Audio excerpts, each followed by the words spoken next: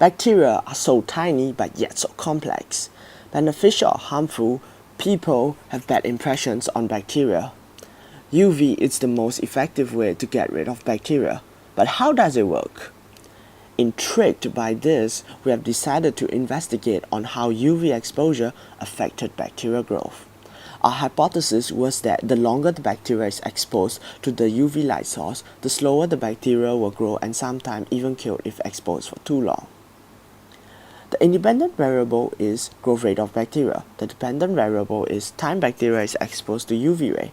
The constant variables are intensity of UV ray, the amount of bacteria exposed to UV ray, size of petri dish, time each bacteria is allowed to grow, humidity of environment around bacteria, and distance between the bacteria and the UV light source. So we cultured two bacterial samples, E. coli and B. subtilis, using strict method to isolate the bacterial colonies for a pure bacterial sample. We then used the inoculation loop to scrape a colony and mix it with the neutral broth. We then proceed to prepare our bacteria for exposure. First, ensure all petri dishes are labeled with permanent marker. Moving on, I put a disposable pipette tip on the pipette and then pipetted 50 microliter of the mixture which contained the bacterial sample and neutral broth. And then I transferred the 50 microliter of mixtures onto the petri dish and disposed the pipette tip.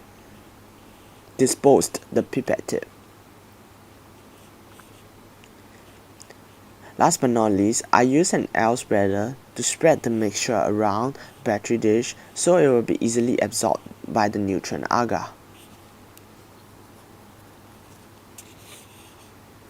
After we have finished all the petri dishes, they are then exposed to UV light and lights are switched off. After petri dishes are exposed, we use a parafilm and then store in the incubator to let it grow. The results. Here are the results of E. coli. And then the results of B. subtilis. We have classified the levels of colonies in petri dishes according to the scale below. 1. No growth at all. 2. Little or barely visible signs of growth. 3. Colony easily spotted. 4. Half plate has colonies, while 5. Plate full of colonies. So here's the table of E. coli. And here's the table for B. subtilis. And finally, the conclusion.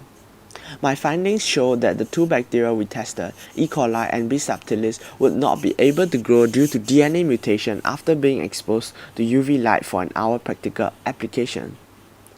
UV radiation can be an effective viricide and bactericide. Disinfection using UV radiation is commonly used in wastewater treatment application and is finding an increased usage in drinking water treatment. Many bottlers of spring water use UV disinfection equipment to sterilize their water. Thus, this technology has helped many African countries who suffer drought, and this is able to provide water for those places which are harder to contact. Thank you.